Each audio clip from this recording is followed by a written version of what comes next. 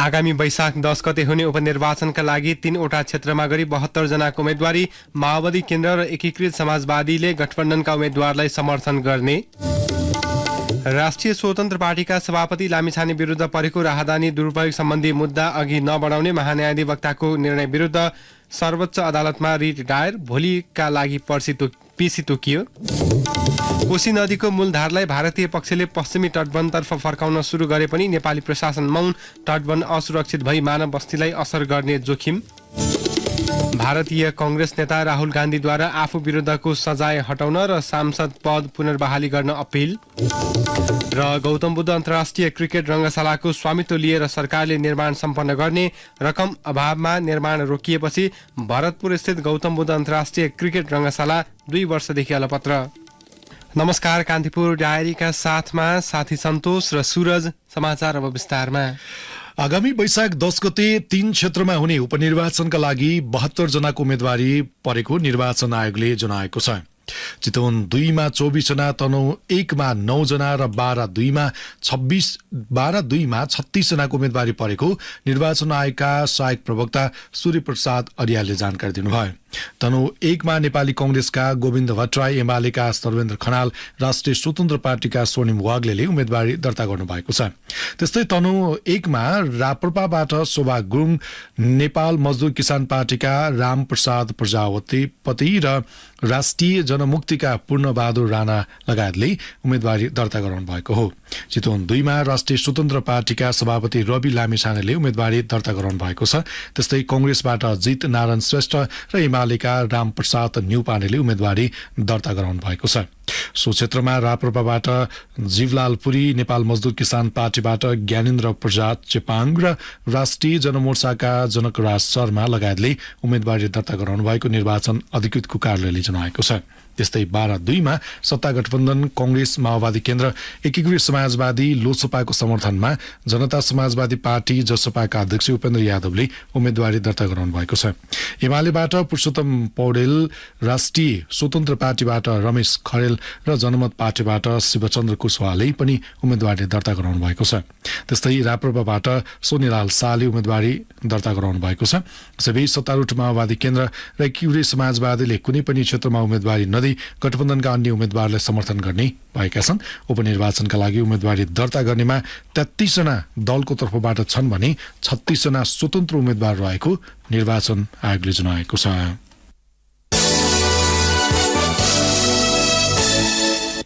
राष्ट्रिय स्वतन्त्र पार्टीका सभापति रवि लामिछाने विरुद्ध राहदानी दुरुपयोगको मुद्दा नचलाउने महान्यायाधिवक्ता कार्यालयको निर्णय विरुद्ध सर्वोच्च अदालतमा रिट दर्ता भएको छ।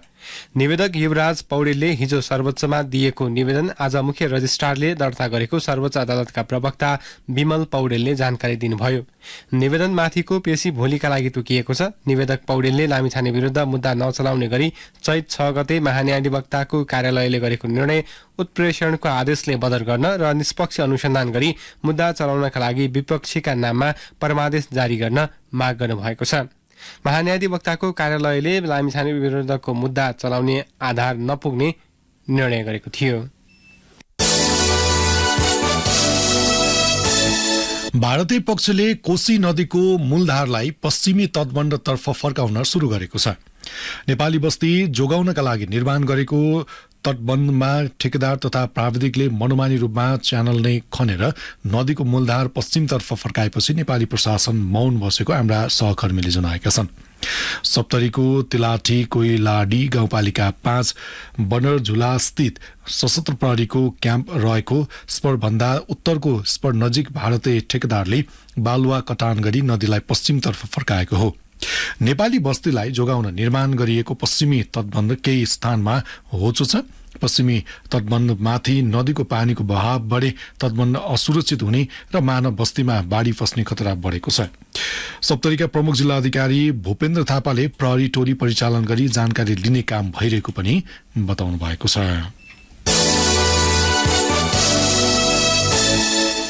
सरकारले गौतम बुद्ध अन्तर्राष्ट्रिय क्रिकेट रङ्गशालाको स्वामित्व लिएर निर्माण सम्पन्न गर्ने भएको छ। सिंहदरबार स्थित प्रधानमन्त्री तथा मन्त्री परिषद कार्यालयमा साँझ बसेको मन्त्री परिषद बैठकले गौतम बुद्ध अन्तर्राष्ट्रिय क्रिकेट रङ्गशालाको स्वामित्व लिएर निर्माण सम्पन्न गर्ने निर्णयसँगै अब चितवनको क्रिकेट रङ्गशाला निर्माणको काम अगाडि बढ्ने भएको हो। धुर्मु सुन्तली फाउन्डेसनले चितवनमा निर्माण गर्ने भनेको सो रङ्गशाला रकम अभावका कारण केही वर्षदेखि अलपत्र थियो। कलाकारद्वय सीताराम कटेल र कुञ्जना घिमिरेले रङ्गशाला निर्माणको क्रममा लागेको 18 करोड ऋण तिर्न नसकेको भन्दै भरतपुर महानगरपालिकालाई जिम्मा लगाउँदै निर्माण रोकेका थिए। अब कान्तिपुर सविस्तारको पालो। कान्तिपुर सविस्तार। नेपालमा हाल अन्तर्राष्ट्रिय मान्यता प्राप्त ग्राउन्डका रूपमा कीर्तिपुर स्थित त्रिवी क्रिकेट मैदान मात्र छ। मुलपानी स्थित क्रिकेट मैदान निर्माणको करिब 12 वर्षपछि बल्ल अन्तिम चरणमा पुगेको छ। उता चितवनको भरतपुर स्थित गौतम बुद्ध अन्तर्राष्ट्रिय क्रिकेट रङ्गशाला विगत 2 वर्षदेखि अल्पत्र अवस्थामा छ। बहुप्रतिष्ठित मैदानको रूपमा लिएको सो रङ्गशालाको काम रकम अभावका कारण रोकिएपछि अब कसरी अघि बढ्ला भन्ने चासो देखिएको छ। प्रधानमन्त्री पुष्पकमल दाहालले केही दिन मात्रै सार्वजनिक कार्यक्रममा सो रङ्गशाला तत्काल अघि बढाउने बताए पनि अझै ढुक्काउने अवस्था भने देखिएको छैन।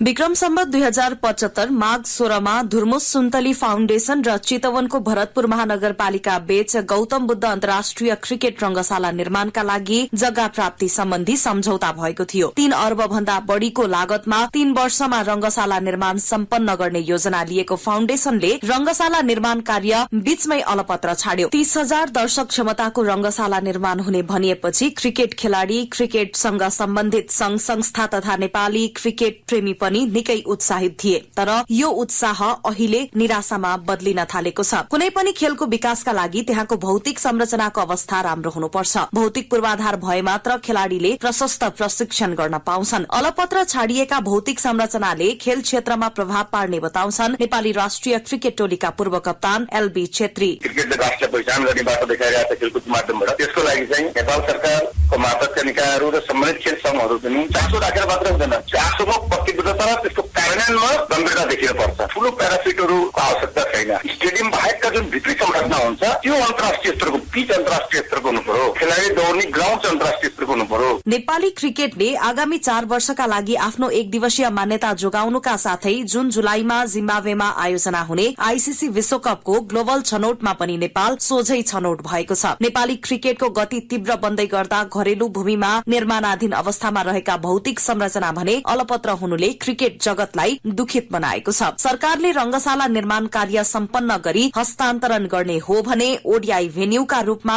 त्यसलाई प्रस्ताव गर्ने नेपाल क्रिकेट संघ क्यानले जनाएको छ। क्यानका अध्यक्ष चतुर बहादुर चन्द भन्छन्, सरकारले बाँकी रहेको काम सम्पन्न गरेर नेपाल क्रिकेट संघलाई ह्यान्डओभर गर्ने हो भने त्यसलाई हामी अपरेसन गर्न तयार छौँ। ओडीआई भेन्यूको रूपमा त्यसलाई आईसीसीसँग प्रस्तावित हुन यसलाई क्रिकेट संघको चाहिँ जिम्मेवारी हुने नै छ।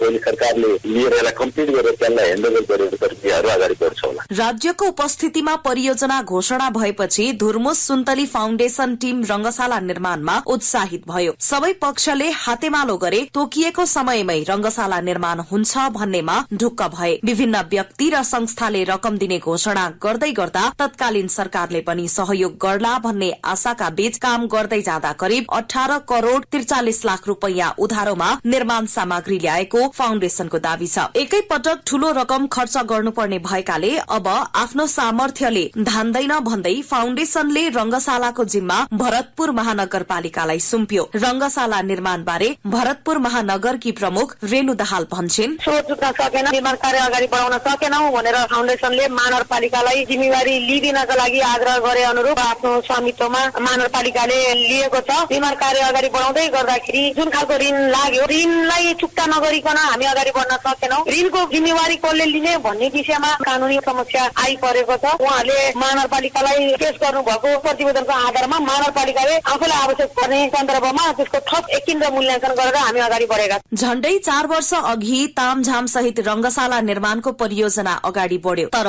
6 महिनाभित्र तयार गर्ने भनिएको डीपीआर प्राविधिक कारणले समयमा तयार हुन सकेन। डीपीआर बन्नै झण्डै 1 वर्ष लाग्यो। प्रारम्भिक चरणमा बजेट नभएका कारण धुर्मुस सुन्तली फाउन्डेशनको मौज्यात 2 करोड़ 86 लाख 37 हजार 11 रुपैयाँ खर्च खर्च गर्ने निर्णयसँगै रंगशाला निर्माण कार्य अघि बढ़्यो। त्यसबीचमा आयोजना गरिएको महायज्ञबाट 69 करोड़ 45 लाख 56 हजार रकम संकलन भयो। रंगशाला निर्माणका लागि स्वदेश तथा विदेशबाट रकम संकलन भयो। यसबाट संकलित रकमको विवरण केही समयपछि सार्वजनिक गर्ने फाउन्डेशनले जनाएको छ। संकलित रकम पनि अपुग भएपछि रंगशाला निर्माण कार्य रोकिन पुग्यो। आर्थिक अभावकै कारण रंगशालाको काम रोकिएको धुर्मुस सुन्तली फाउन्डेशनले सरकारलाई हारगुहार गरेका छन्। फाउन्डेशनका अध्यक्ष सीताराम कटेल धुर्मुस भन्छन्, यसको प्राविधिक कमजोरी, व्यवस्थापकीय कमजोरी भन्दा पनि आर्थिक अभावको कारणले रोकिन पुगेको हो। हामीले सरकारसँग समन्वय र यसको निकासका लागि लागिरहेका छौं। चाँडोभन्दा चाँडो चाहिँ सरकारले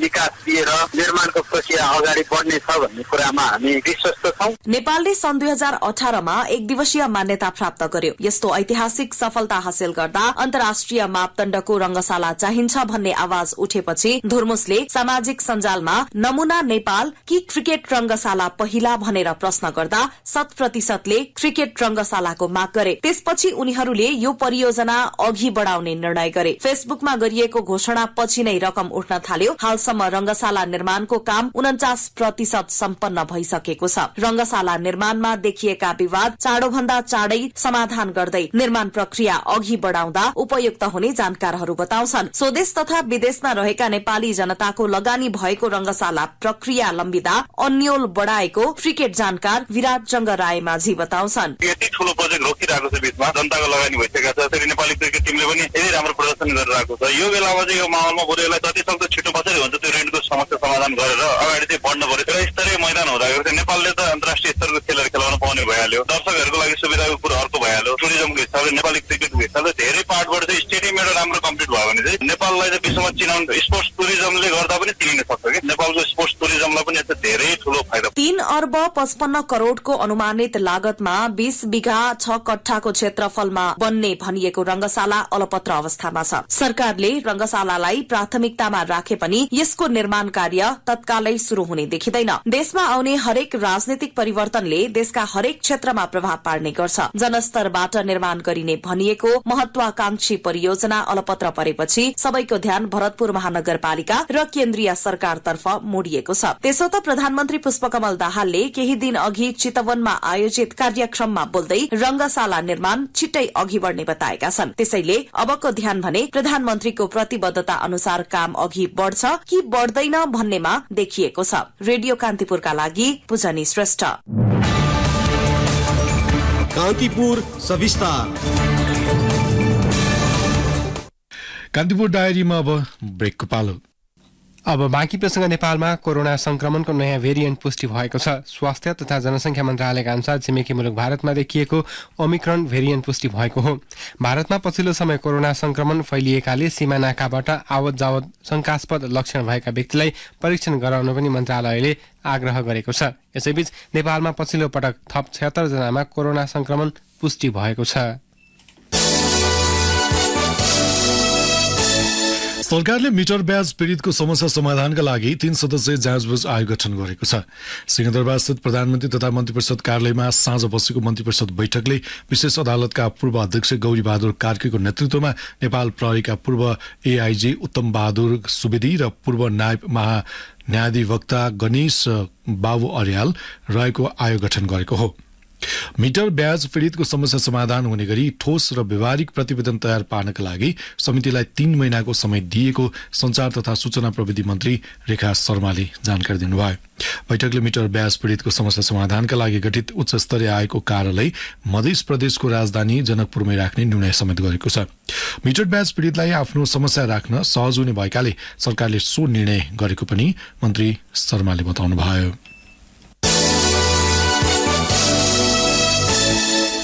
संचार तथा सूचना प्रविधि मन्त्री रेखा शर्माले महिलालाई संचार क्षेत्रमा दीर्घकालीन रूपमा टिकाउन नीति बनाउन आवश्यक भएको बताउनु भएको छ।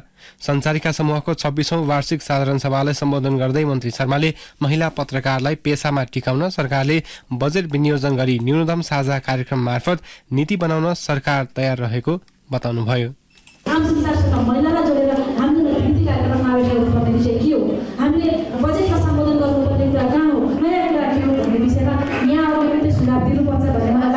संचारिका समूह यसको निम्ति एउटा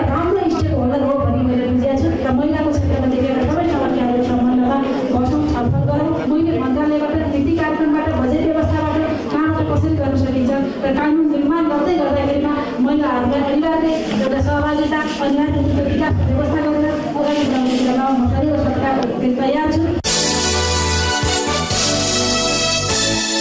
कान्तिपुर डायरीमा अब जुम्ला डायरीको पालो।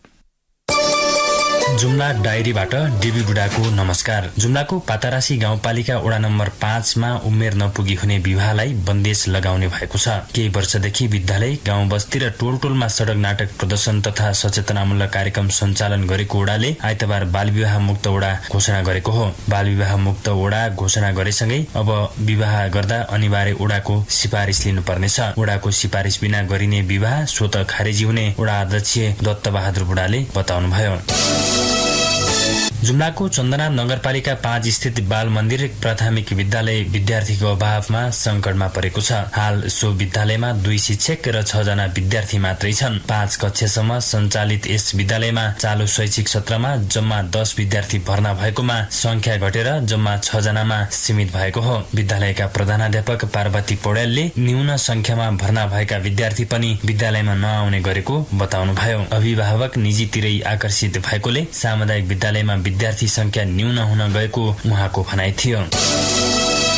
मुलुककै पहिलो कर्णाली प्राविधिक शिक्षालय पछिल्लो समय आर्थिक अभावले थलिएको छ। दक्ष प्राविधिक जनशक्ति उत्पादन गर्न स्थापित भएको कर्णाली प्राविधिक शिक्षालय आर्थिक संकटमा पुगेसँगै जीर्ण बन्दै गएको हो। 2037 सालमा मुलुककै जेठो शिक्षालयका रूपमा स्थापित भएको शिक्षालय अहिले 3 तहकै सरकारको आँखामा पर्न सकेको छैन। स्थानीय तह र प्रदेश सरकारले आफ्नो अधिकार क्षेत्रभित्र नपर्ने भन्दै पन्छिन खोजेका छन् भने संघीय सरकारको नजर शिक्षालयसम्म पुग्नै नसकेको शिक्षालय प्रमुख टेकेन्द्र थापाले बताउनुभयो। आगामी वैशाख 11 गते कर्णालीमा चौथो पटक जुम्ला रारा अल्ट्रा म्याराथन 2080 हुने भएको छ। जुम्लालाई उच्च पर्वतीय खेलकुद प्रशिक्षण केन्द्रका रूपमा स्थापित गर्ने उद्देश्यले जुम्लामा निरन्तर जुम्ला रारा अल्ट्रा म्याराथन हुँदै आइरहेको छ। Jumla Rara ultra marathon Karnali sport club जुम्लाले आयोजना गरेको हो। म्याराथनमा प्रथम हुनेले 1 लाख, द्वितीय हुनेले 75,000, तृतीयले 50,000 र चौथो र पाँचौं हुनेले 20,000 रुपैयाँ पुरस्कार पाउने क्लबले जनाएको छ। जुम्ला डायरी आजलाई यति नै। डिबी बुढा बिदा हुन्छु, नमस्कार। कान्तिपुर डायरीमा पुनः ब्रेकको पालो। कान्तिपुर डायरीमा अब आर्थिक प्रसङ्ग। नेपाल आयल निगमले पेट्रोलियम पदार्थको मूल्य घटाएको छ। निगमले आज मध्यरातीबाट लागू हुने गरी पेट्रोलमा प्रति लिटर 3 रुपैयाँ, डिजेल र मटेरियलमा प्रति लिटर 10 रुपैयाँले घटाउने निर्णय गरेको हो। निगम सञ्चालक समितिको बैठकको निर्णयअनुसार पेट्रोलियम पदार्थको मूल्य घटाइएको निगमका प्रवक्ता मनोज कुमार ठाकुरले जानकारी दिनुभयो। मूल्य घटेसँगै पेट्रोलको खुद्रा बिक्री मूल्य प्रति लिटर 175 रुपैयाँ र डिजेल तथा मटेरियलको मूल्य 165 रुपैयाँ कायम गरिएको छ। एलपी ग्यासको मूल्य भने हाललाई यथावत राखिएको निगमले जनाएको छ। अब अन्तर्राष्ट्रिय प्रसङ्ग। भारतीय कांग्रेस नेता राहुल गान्धीले सजाय हटाउन र सांसद पद पुनर्बहाली गर्न अपिल गर्नुभएको छ। 4 वर्ष पुरानो मानहानिको घटनालाई लिएर गत मार्च 23 मा भएको 2 वर्ष जेल सजाय र सांसद पद खारेजको फैसला विरुद्ध गान्धीले अपिल गर्नुभएको हो। गान्धीले बहिनी प्रियंका गान्धी र कांग्रेस नेताहरूको साथमा गुजरातको सुरत स्थित एक अदालतमा सो अपिल गर्नुभएको हाम्रा नयाँ दिल्ली सहकर्मी राजेश मिश्रले बताएका छन्। नेता गान्धीले सन् 2019 मा आयोजित एक चुनावी र्यालीमा प्रधानमन्त्री नरेन्द्र मोदीको थपबारे गरेको नकारात्मक टिप्पणीका आधारमा अदालतले 2 वर्ष जेल, सांसद पद खारेज र 15,000 जरिवाना सजाय सुनाएको थियो। यसअघि नगर तहको एक अदालतले गान्धीलाई सजाय सुनाउँदै 30 दिनका लागि कटौती धरोटीमा रिहा गर्न तथा त्यस अवधिमा माथिल्लो अदालतमा अपिल गर्ने समय पनि दिएको थियो। गान्धीले सो फैसला विरुद्ध जिल्ला तहको नेसन कोर्टमा पुनरावेदन गर्नुभएको हो। गान्धीको अपिलमाथि अदालतले आगामी 13 अप्रिलमा सुनाई गर्ने भएको छ। अब खेल प्रसङ्ग। शहीद स्मारक ए डिभिजन लिगको 6औं चरणको खेलमा आज विभागीय टोली सशस्त्र प्रहरी एपीएफ र सङ्कटा क्लब विजयी भएका छन्। ललितपुरको च्यासल स्थित एन्फा मैदानमा भएको खेलमा एपीएफले नेपाल पुलिसलाई 2-0 गोल अन्तरले हराएको हो। एपीएफका लागि एडम डोम्बियाले खेलको 58औं मिनेट र सबिन गुरुङले इन्जुरी समयमा गोल गरेका थिए। जितपछि एपीएफ 10 अङ्क सहित तालिकाको 5औं स्थानमा खुलिएको छ। पुलिसको भने यो लगातार 5औं हार हो। पुलिस 1 अङ्कका साथ अन्तिममा रहेको छ। यस्तै आजै भएको खेलमा खुमलतार सङ्कटाले खुमलटार युथ क्लबलाई 1-0 गोल अन्तरले पराजित गरेको हो। सङ्कटाका लागि खेलको 27औं मिनेटमा जुनियर अनगुनेले निर्णायक गोल गरे। जितपछि सङ्कटा 9 अङ्कसहित तालिकाको 6औं स्थानमा उक्लिएको छ। खुमलटार भने 6 अङ्कमै सीमित हुँदै तालिकाको 9औं स्थानमा छ। प्रतियोगिता अन्तर्गत भोलि न्युरो टिम एनआरटी र चर्च बोयज युनाइटेड बीच च्यासल स्थित मैदानमा प्रतिस्पर्धा हुनेछ। अर्को खेलमा जावलाखेल र साद्दोबाटो युथ क्लब बीच प्रतिस्पर्धा हुनेछ। हवस् त यिनै प्रसङ्गसँगै कान्तिपुर डायरीका आजका सम्पूर्ण बुलेटिन यही सकिन्छ। भोलि बिहान 6:30 बजे नियमित बुलेटिनका साथमा उपस्थित हुने नै छौँ। तबसम्मका लागि न्युज डेस्कका सम्पूर्ण सहकर्मीसँगै साथी सन्तोष र म सुरज पनि बिदा हुन्छु। नमस्कार, शुभरात्रि।